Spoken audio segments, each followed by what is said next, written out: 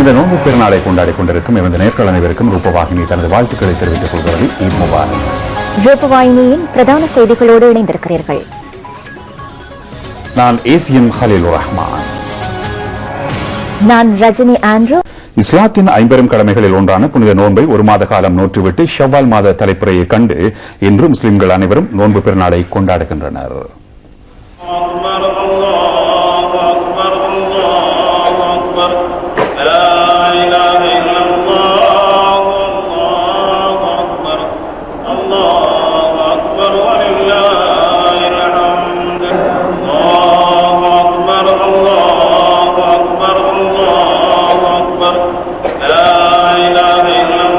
முஸ்லிம்கள் கொண்டாடும் இரு பிரதான பெருநாட்களில் முதல் பெருநாள் நோன்பு பெருநாளாகும்.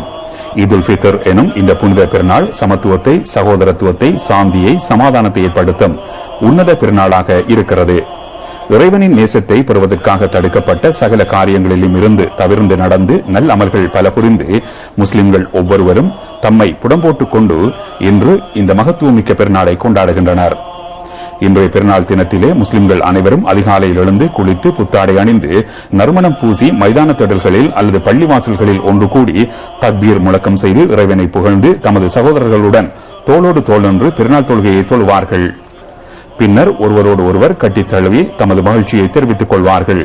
அதேபோல் தமது பெற்றோர், உறவினர், நண்பர்கள், அயலவர்கள் இல்லம் சென்று பெருநாள் மகிழ்ச்சியை பகிர்ந்து கொள்வார்கள். ரமலான் மாதம் முழுவதும் நோன்பிருந்த முஸ்லிம்கள் இம்மாதத்தின் இறுதி சந்தர்ப்பத்திலும் நிறைவேற்ற வேண்டிய சதகத்துல் ஃபித்ர் எனும் கடமையையும் நிறைவேற்றுவார்கள். இக்கடமையானது நோன்பாளி நோன்பு காலத்தில் விடுகின்ற தவறுகளுக்கு பரிகாரமாகவும் ஏழைகளுக்கு உணவாகவும் அமையும் என்று நபி பெருமானார் குறிப்பிட்டுள்ளார்கள். ரமலானில் கற்ற பாடங்கள் அடுத்து வரும் காலங்களிலும் நடைமுறைப்படுத்தி வாழ்க்கையை சீரமைத்துக் கொள்ள முயற்சிக்க வேண்டும். அனைவருக்கும் ஈத் முபாரக். நாடு முழுவதிலும் நிலவும் சமாதான சூழ்நிலைக்கு மத்தியில் மத வழிபாடுகளை எந்தவித தடையுமின்றி நிறைவேற்றுவதற்கு சந்தர்ப்பம் கிடைத்துள்ளமை தொடர்பாக இலங்கை வாழ் முஸ்லிம் சமூகம் மகிழ்ச்சி அடையும் என்று ஜனாதிபதி மஹிந்த ராஜபக்ஷ தெரிவித்துள்ளார். ஈதுல் ஃபித்ர் நோன்பு பெருநாளை முன்னிட்டு வெளியிட்டுள்ள செய்தியில் ஜனாதிபதி இந்த விடயத்தை குறிப்பிட்டுள்ளார்.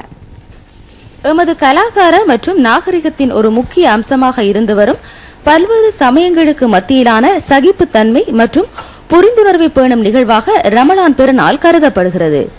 ஒரு மாத காலமாக இஸ்லாமிய கடமைகளை நிறைவேற்றிய பின்னர் மீண்டும் புத்தெழுச்சியுடன் செயற்படுவதற்கு முக்கிய சந்தர்ப்பமாக இது அமையும் என்றும் ஜனாதிபதி குறிப்பிட்டுள்ளார்.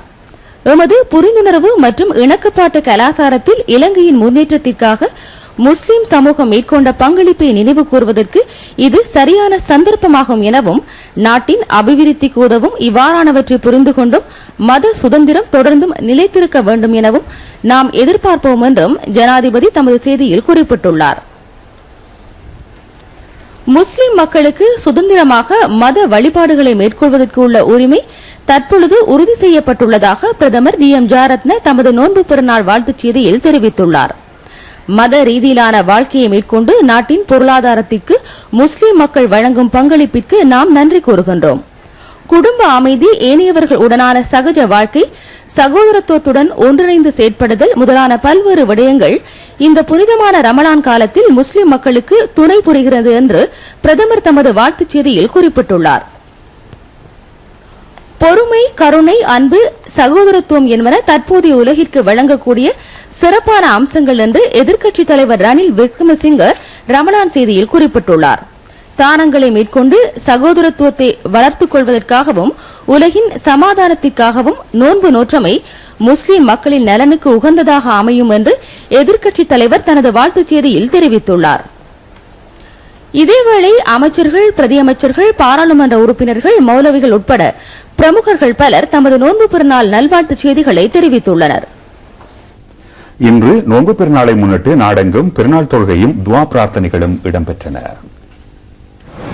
இலங்கை மேமன் சங்கத்தினர் ஒழுங்கு செய்த நோன்பு பெருநாள் தொழுகையும் துவா பிரார்த்தனையும் காலிமுகத்திடலில் இன்று காலை இடம்பெற்றன. ஹாஜி ஹாபிஸ் இசா பட்டேல் நிகழ்வுகளை நடத்தி வைத்தார்.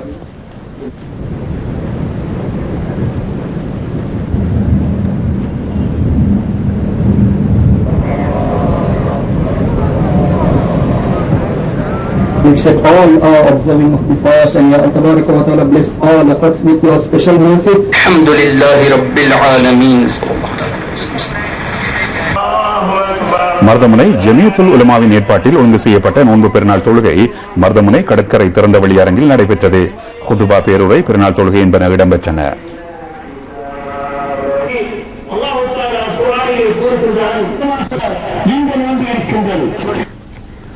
மட்டக்களப்பு காத்தான்குடி இஸ்லாமிக் சென்டர் ஏற்பாட்டில் கடற்கரை மைதானத்தில் புனித நோன்பு பெருநாள் தொழுகை இடம்பெற்றது.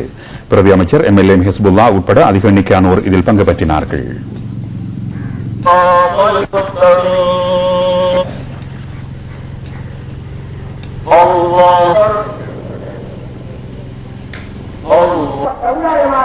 கல்குடா தொகுதியில் உள்ள பிரதான பள்ளிவாசல்களில் நோன்பு பெருநாள் தொழுகை இன்று காலை இடம்பெற்றது. ஓட்டமாவடி மொஹிதீன் ஜும்மா பள்ளிவாசலிலும் பெருநாள் தொழுகையும் ஹுத்பா பேருரையும் இடம்பெற்றன.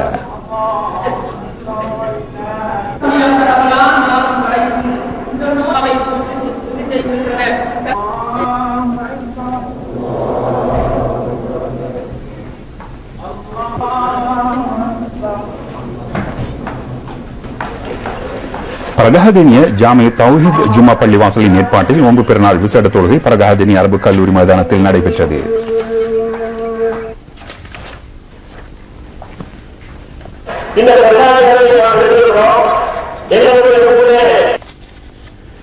யாழ்ப்பாணம் உஸ்மானியா கல்லூரி மைதானத்தில் யாழ் மாவட்ட உலமாக்கல் சபையின் தலைவர் மௌலவி ஆசிஸ் தலைமையில் நோன்பு பெருநாள் தொழுகை இடம்பெற்றது.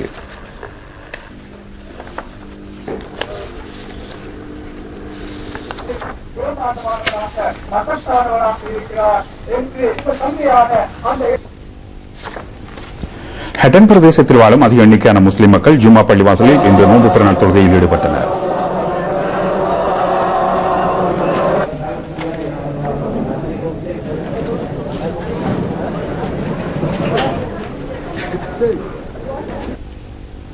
மாத்தளை கொங்காவிலா முஸ்லிம் பள்ளிவாசலிலும் இன்று நோன்பு பெருநாள் தொழுகை இடம்பெற்றது. அதிக எண்ணிக்கையான முஸ்லிம் மக்கள் இதில் கலந்து கொண்டனர்.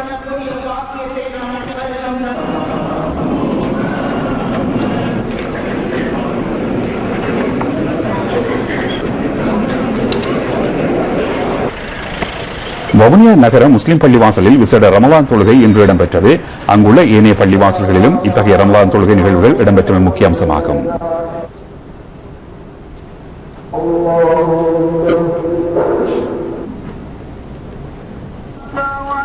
புத்தளம் பெரிய பள்ளிவாசலின் ஏற்பாட்டில் 20வது தடவையாக ஜாகிரா தேசிய பாடசாலை மைதானத்தில் பெருநாள் தொழுகையும் ஹுத்பா பிரசங்கமும் இடம்பெற்றன.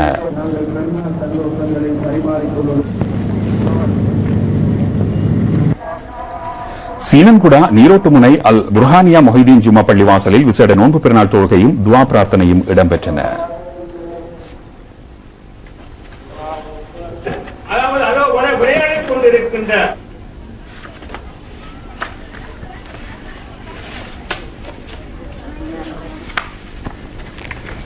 இலங்கை தமிழர்களுக்காக தமிழ்நாட்டில் ஆர்ப்பாட்டம் செய்பவர்கள் தங்களது சுயநலத்திற்காகவே இதனை செய்து வருவதாக இந்திய மத்திய இணையமைச்சர் வி நாராயணசுவாமி தெரிவித்துள்ளார். தமிழகத்திற்கு எந்த அரசியல் கட்சியும் ஒரு வேலையும் செய்யாம அறிக்கை விடுறதோட சரி, ஆர்ப்பாட்டம் நடத்துறதோட சரி, போராட்டம் நடத்துறதோட சரியே தவிர இலங்கை தமிழர்களுக்கு ஆக்கப்பூர்வமான வேலைகளை தமிழகத்தில் உள்ள எந்த அரசியல் கட்சியும் செய்யல. உலக ஆதிவாசிகள் தினம் இன்றாகும். மாறிவரும் உலகில் ஆதிவாசிகள் எதிர்கொள்ளும் பிரச்சினைகள் என்ற துணிப்பொருளில் ஆதிவாசிகள் தினம் நினைவு கூறப்படுகிறது. குடியேற்றம் அல்லது ஆக்கிரமிப்புக்கு முன்னர் ஒரு குறிப்பிட்ட பிரதேசத்தில் வாழ்ந்த மக்கள் ஆதிவாசிகளாக அடையாளப்படுத்தப்படுகின்றனர்.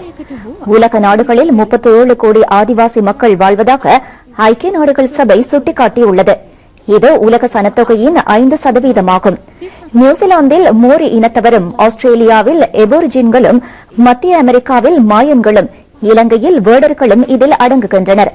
90 நாடுகளில் 5000க்கும் மேற்பட்ட இனத்தவர்களுக்கு மத்தியில் இவர்கள் வாழ்ந்து வருகின்றனர். 1994ஆம் ஆண்டு முதல் ஆகஸ்ட் மாதம் 9ஆம் திகதி ஆதிவாசிகள் தினமாக நினைவு கூறப்பட்டு வருகிறது. இந்த மக்களின் உரிமை மற்றும் தேவைகள் தொடர்பில் விசேட கவனம் செலுத்தப்பட்டுள்ளது. இலங்கையில் ஆதிவாசி மக்கள் தம்பானை, ஹேனானிகல, ரத்துகல, திம்புலாகல ஆகிய பிரதேசங்களில் வாழ்கின்றனர்.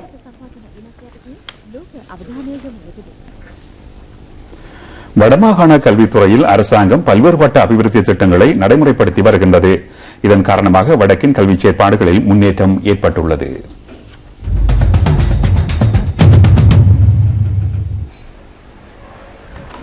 வடக்கின் வசந்தம் உள்ளிட்ட பல்வேறு அபிவிருத்தி நடவடிக்கைகள் வட மாகாணத்தில் அமுல்படுத்தப்பட்டுள்ளன. இந்த அபிவிருத்தி திட்டங்களின் முன்னுரிமை பாடசாலை கல்விக்கு வழங்கப்பட்டுள்ளது. யாழ்ப்பாணத்தில் 5 கல்வி வலயங்களில் 502 பாடசாலைகளும், கிளிநொச்சியில் 1 கல்வி வலயத்தில் 110 பாடசாலைகளும், முல்லைத்தீவில் 2 கல்வி வலயங்களில் 117 பாடசாலைகளும், வவுனியாவில் 2 கல்வி வலயங்களில் 202 பாடசாலைகளும், மன்னாரில் 2 கல்வி வலயங்களில் 129 பாடசாலைகளும் காணப்படுகின்றன. குறிப்பாக யாழ் மாவட்டத்தில் ஆரம்ப மற்றும் 2ஆம் நிலை கல்வி அபிவிருத்திக்காக 2009ஆம் ஆண்டு முதல் 2012ஆம் ஆண்டு வரையான காலப்பகுதிக்குள் 2386 மில்லியன் ரூபாய் நிதி ஒதுக்கீடு செய்யப்பட்டது. அத்துடன் சுமார் 695 பாடசாலை கட்டிடங்கள் மீள் புனரமைப்பு செய்யப்பட்டதுடன் அவற்றில் திருத்தப் பணிகளும் மேற்கொள்ளப்பட்டன. இதற்கு மேலதிகமாக பாடசாலை மாணவர்களுக்கு தேவையான கற்றல் உபகரணங்கள் உள்ளிட்ட அத்தியாவசிய கல்வி உபகரணங்களும் வழங்கப்பட்டன. யாழ் மாவட்டத்தில் இவ்வாறான அபிவிருத்தி நடவடிக்கைகள் காரணமாக மாணவர்களுக்கு கற்றல் நடவடிக்கைகளுக்கு தேவையான வசதிகள் மேம்பட்டுள்ளன. இவ்வாறான செயற்பாடுகள் அம்மாவட்டத்தின் கல்வித்தரத்தை உயர்த்துவதாகவும் அமைந்துள்ளது. இதற்கு உதாரணமாக வடக்கில் 2011ஆம் ஆண்டு முதல் 2012ஆம் ஆண்டு வரையான காலப்பகுதிக்குள் தேசிய பரீட்சைகளில் சித்தி எய்தியவர்களின் வீதம் அதிகரித்துள்ளது. தமது கற்றல் நடவடிக்கைகளுக்கு அரசாங்கம் வழங்கும் அபிவிருத்தி பணிகள் பெரும் துணையாக இருப்பதாக யாழ் மாவட்ட பாடசாலை மாணவர்கள் எம்மிடம் தெரிவித்தனர். எங்களுக்கு பாடசாலையில் பல்வேறு வசதிகள் உள்ளன. கம்ப்யூட்டர் வசதிகள், லேப் வசதிகள், இங்கிலீஷ் மீடியத்தில் படிக்கலாம். எங்களுடைய பாடசாலையில் இப்போ நல்ல ரிசல்ட்ஸ் எல்லாம் வருது. ஓயில் எல்லாம் 100% பாஸ் கிடைக்குது. நல்ல பயம் இல்லாமல் நாங்கள் வந்து இங்கே இருக்கிறோம். எங்களோட ஸ்கூல் வந்து ரிலிஜனில் O லெவலில் ஃபுல் பாஸ் எடுத்திருக்கு. அது மட்டும் இல்லாமல் தமிழ் டே, இங்கிலீஷ் டே, ப்ரொவின்ஷியல் லெவலில் மட்டும் இல்லாமல் நேஷ்னல்லையும் நல்ல ரேங்க் வாங்கியிருக்கு. அது மட்டும் இல்லாமல் எங்களுக்கு நல்ல லேப் ஃபெசிலிட்டிஸ் இருக்குது.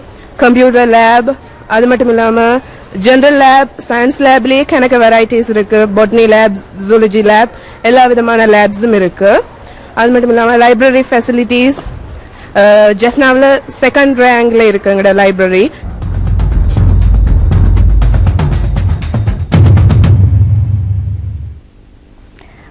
ஆதிபராசக்தியான அம்பாளை வழிபடும் தினங்களுள் ஆடிப்பூரம் முக்கியத்துவம் வாய்ந்ததாகும். அம்பாளின் அருளை பெறுவதற்கு ஆடிப்பூரத்தில் வழிபாடு செய்வது உத்தமமானதென கூறப்படுகிறது. அம்பாள் ஆலயங்களில் ஆடிப்பூரத்தை முக்கியமாக கொண்ட மகோற்சவங்கள் இடம்பெறுகின்றன. மயூரபதி ஸ்ரீ பத்ரகாளி அம்மன் கோவிலின் 26வது ஆடிப்பூர மகோற்சவத்தில் பால்குட பவனி இன்று இடம்பெற்றது. பம்பலப்பிட்டி சம்மாங்கோடு ஸ்ரீ மாணிக்க விநாயகர் ஆலயத்திலிருந்து புறப்பட்ட பால்குட மற்றும் பால் செம்பு பவனியில் 3000க்கும் அதிகமான பெண்களும் சிறுவர்களும் கலந்து கொண்டார்கள். பத்ரகாளி அம்மன் ஆலயத்தை பால்குட பவனி வந்தடைந்ததும் பாலாபிஷேகம், சங்காபிஷேகம், ருதுசாந்தி என்பன நடைபெற்றன. ஜனாதிபதியின் பாரியார் திருமதி ஷிரந்தி ராஜபக்ஷ பாலாபிஷேக நிகழ்விலும் பூஜை வழிபாடுகளிலும் பக்திபூர்வமாக கலந்து கொண்டார். மாலையில் மகா யாகம், லட்சார்ச்சனை பூர்த்தி என்பன இடம்பெற்றன.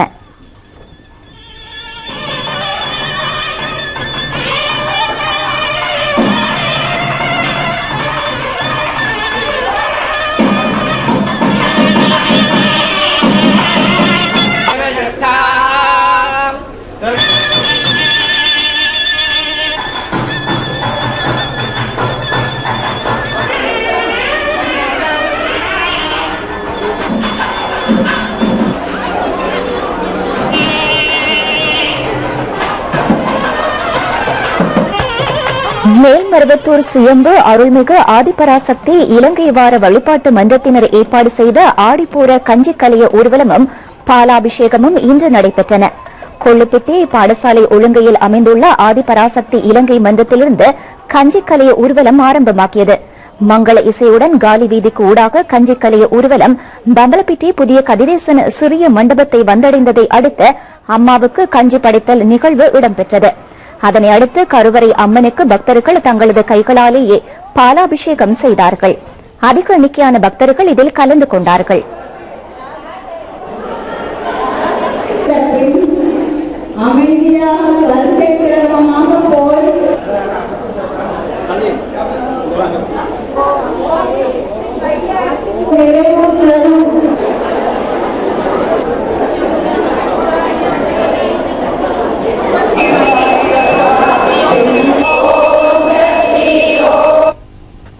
மட்டக்களப்பு கொத்துக்குளம் ஸ்ரீ முத்துமாரியம்மன் ஆலய ஆடிப்பூர பால்குட பவனி இன்று சிறப்பாக நடைபெற்றது.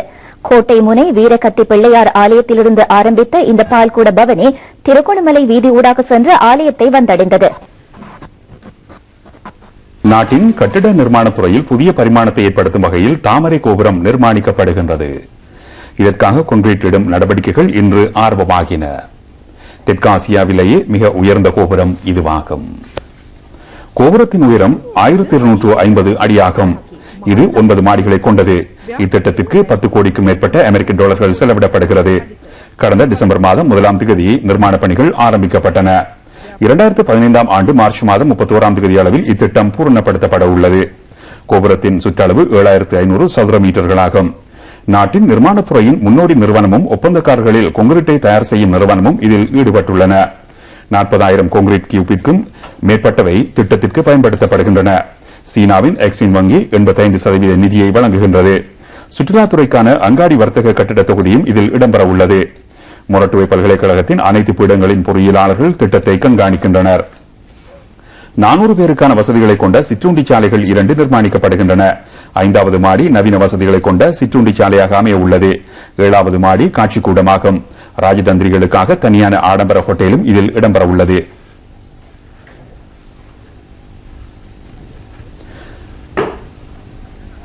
திட்டம் பூர்த்தி செய்யப்பட்ட பின்னர் தாமரை கோபுரம் பல்லின ஒளிபரப்பு கோபுரமாக செயற்படும். நாட்டில் உள்ள எலக்ட்ரானியல் ஊடகங்கள் மற்றும் தொடர்பாடல் சேவை கேந்திரமாகவும் இது திகழும். ஜனாதிபதி மஹிந்த ராஜபக்ஷ தலைமையிலான தற்போதைய அரசாங்கத்தின் கீழ் இந்நாட்டு தொடர்பாடல் துறை விரிவுபட்ட முறையில் செயற்படுவதற்கான நடவடிக்கைகள் மேற்கொள்ளப்பட்டுள்ளன. 2005ஆம் ஆண்டு மொத்த சனத்தொகையில் 3% மாத்திரம் மட்டுப்படுத்தப்பட்டிருந்த கணனி தொழில்நுட்பம் தற்போது 40% வளர்ச்சியடைந்துள்ளது. தொலைபேசி உரையாடல் துறையில் பாரிய வளர்ச்சி ஏற்பட்டுள்ளது. நாட்டில் பயன்படுத்தப்படும் கையடக்க தொலைபேசிகளின் எண்ணிக்கை 2 கோடியாகும். நிலையான தொலைபேசிகளின் எண்ணிக்கை 30 லட்சம் ஆகும். இந்த திட்டத்துடன் நாட்டின் தொடர்பாடல் துறையில் புதிய பரிமாணம் ஆர்வமாகும் என்று ஜனாதிபதியின் செயலாளர் லலித் வீரதுங்க குறிப்பிட்டுள்ளார்.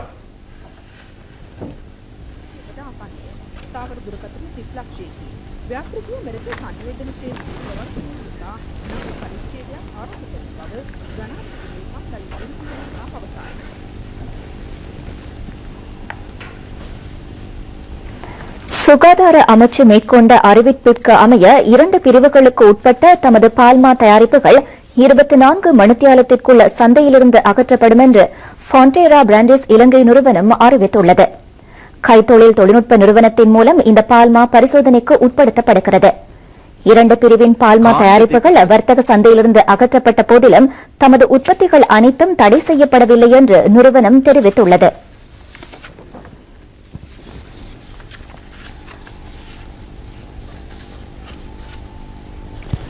இலங்கையின் ஆதிவாசி மக்கள் நாட்டின் நவீன அபிவிருத்தியின் பங்காளிகளாக திகழ்வதாக ஜனாதிபதி மஹிந்த ராஜபக்ஷ தெரிவித்துள்ளார். பயங்கரவாதத்திலிருந்து விடுவிக்கப்பட்ட நாட்டில் ஆதிவாசி மக்களின் அடையாளம் பாதுகாக்கப்பட்டுள்ளது. உலக ஆதிவாசிகள் தினத்தை முன்னிட்டு திகேத்த கண்டிய ஹெனானிகலையில் இன்று நடைபெற்ற ஆதிவாசிகள் தின வைபவத்தில் உரையாற்றுகையில் ஜனாதிபதி இதனை குறிப்பிட்டார். ஆதிவாசி மக்கள் சுதந்திரமாக தமது வாழ்க்கை வட்டத்திற்குள் வாழ்ந்து வருகின்றனர். புதிய வீடுகள் பல ஆதிவாசி மக்களுக்காக நிர்மாணிக்கப்பட்டுள்ளன. அரசாங்கம் அவர்களது அனைத்து தேவைகளையும் பூர்த்தி செய்துள்ளது. நாட்டை நேசிக்கும் அபிமானத்திற்குரிய மக்கள் பிரிவாக திகழும் ஆதிவாசி மக்களுக்கு தேசிய கௌரவம் உரித்தாகின்றது. 2011ஆம் ஆண்டு முதல் இலங்கையில் உலக ஆதிவாசிகள் தினம் நினைவு கூறப்பட்டு வருகின்றது. அவர்களுக்காக காணி உறுதிகள் பல வழங்கப்பட்டுள்ளன. வாழ்வாதாரத்திற்காக பல நடவடிக்கைகள் மேற்கொள்ளப்பட்டுள்ளதுடன் அடையாள அட்டையும் விநியோகிக்கப்பட்டுள்ளது. வெத்தா மற்றும் வன்னியலத்தன்கே சுதந்திர கருத்து என்ற 2 நூல்கள் ஜனாதிபதியிடம் கையளிக்கப்பட்டன. ஆதிவாசிகள் தமது நன்றியை தெரிவிக்கும் வகையில் ஜனாதிபதிக்கு நினைவு சின்னம் ஒன்றை வழங்கினர். இதனை ஆதிவாசிகளின் தலைவர் உருவருகே வன்னியலத்தவினால் வழங்கப்பட்டது. ஆதிவாசி மக்களின் வாழ்க்கை முறை சுதந்திரமாக இடம்பெறுவதற்கு வழி செய்யப்பட வேண்டும் என்று நிகழ்வில் உரையாற்றுகையில் ஜனாதிபதி உரையாற்றினார். ஜனாதிபதி இங்கு தமிழிலும் உரையாற்றினார். சகோதர சகோதரிகளே, இன்று உங்கள் முன் பேசுவதில் எனக்கு மிகவும் சந்தோஷம். நீங்கள் தான் எமது நாட்டின் ஆதிவாசிகள். ஐக்கிய நாடுகள் சுபையும் ஆதிவாசிகள் பற்றி ஆதவாது வது உங்களை பற்றி கவனம் கொண்டுள்ளது. போன முறை உங்கள் வாக்கரை பகுதியில் சல்லத்தீவு கடல் ஓரத்தில் இந்த தினம் இந்த இருந்தது. இன்று நீங்கள் மையங்கன பகுதியில் வந்து உங்கள் சொந்தம் கொண்டாடும் நாள். இந்த நாள் மிகவும் சந்தோஷமான நாள். இங்கே இருந்தாலும் சொந்தம் தான். අද ඔබගේ නෑදෑයන් මුණ ගැහෙන දවසක්. ඉතාමත් සතුටුදායක දවසක්. කොහේ හිටියත් නෑකමම. கொழும்பு நகரி இளம்பெற்ற தயட்ட கிருள விழாவில் நாம் உங்கள் எல்லோரையும் பங்கு பெற செய்தோம். கௌரவம் வழங்கினோம். நாம் உங்கள் பாரம்பரிய உரிமைகளை பாதுகாப்போம். இந்த நாட்டில் உள்ள எல்லா வசதிகளும் நாம் உங்களுக்கும் வழங்கி வருகிறோம். உங்கள் கலாச்சாரம் பாதுகாக்க வேண்டும். அதை ஒரு நாளும் மறக்க வேண்டாம். ஐநா சபையின் தீர்மானம் பிரகாரம் ஆதிவாசி மக்களுக்கு கஷ்டம் கொடுக்க முடியாது. வாக்கரே, பனிச்சங்கேணி, மாங்கேணி, கதிரவேலி, வேலுகள், பட்டாளிபுரம் பகுதிகளில் இன்றும் சகோதர கரையோர வேற உள்ளார்கள். 30 வருஷ காலம் இல்லாத அபிவிருத்தி இப்போது இடம்பெறுகிறது.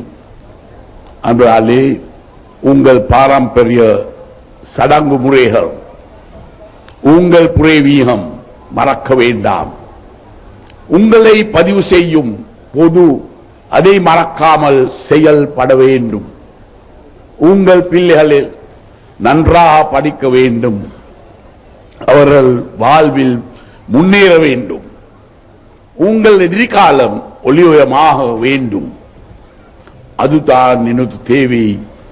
இந்த தேசத்தின் மீது அன்பு காட்டும் எல்லோரும் இலங்கை தாயின் மக்களே, பேதம் எதுவும் இல்லாமல் ஒன்றாக வாழ்வோம்.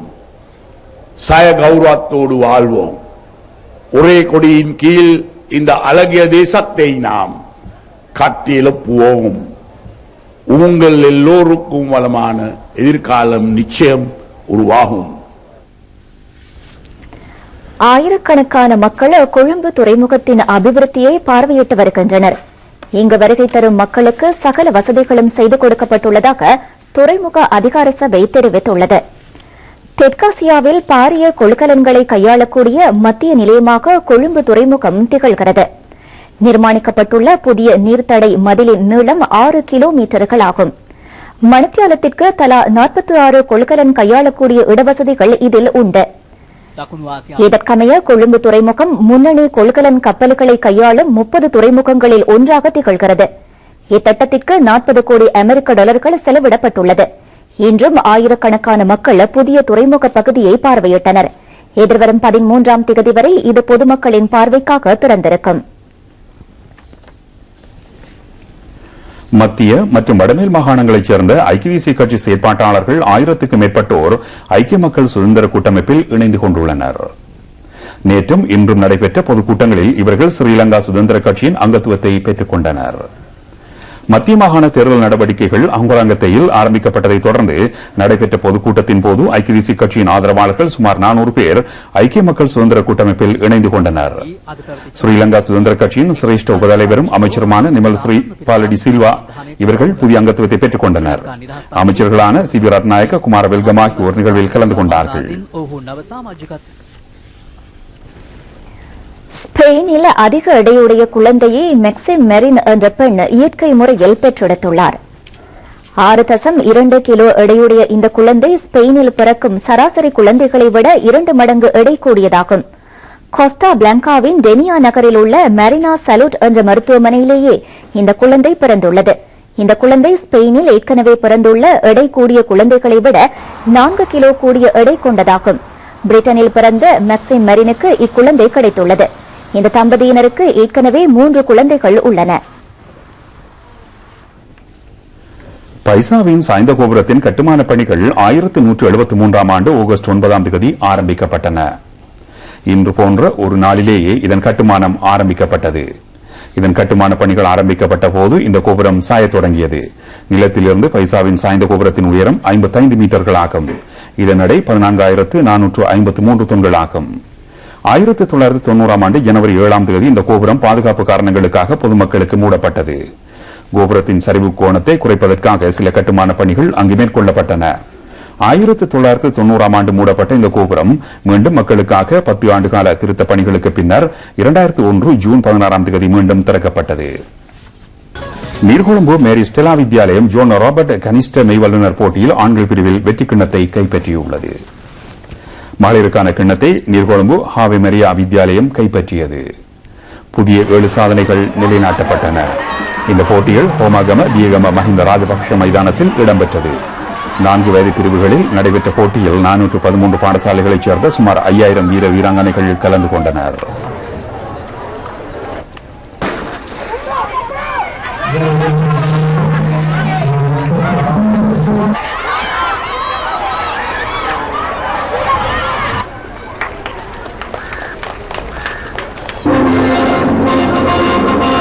லைசியம் சர்வதேச பாடசாலையின் வர்ண அத்தநாயக்க சிறந்த வீரருக்கான விருதை பெற்றார். இவர் 15 வயதுக்குட்பட்ட உயரம் பாய்தல் போட்டியில் சாதனை படைத்தார். இது புதிய சாதனையாக பதிவாகியுள்ளது.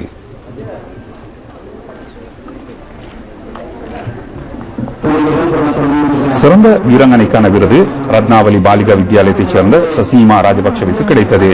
இவர் 15 வயதிற்குட்பட்ட 200 மீட்டர் ஓட்டப் போட்டியில் சாதனை படைத்தார். வணக்கம்.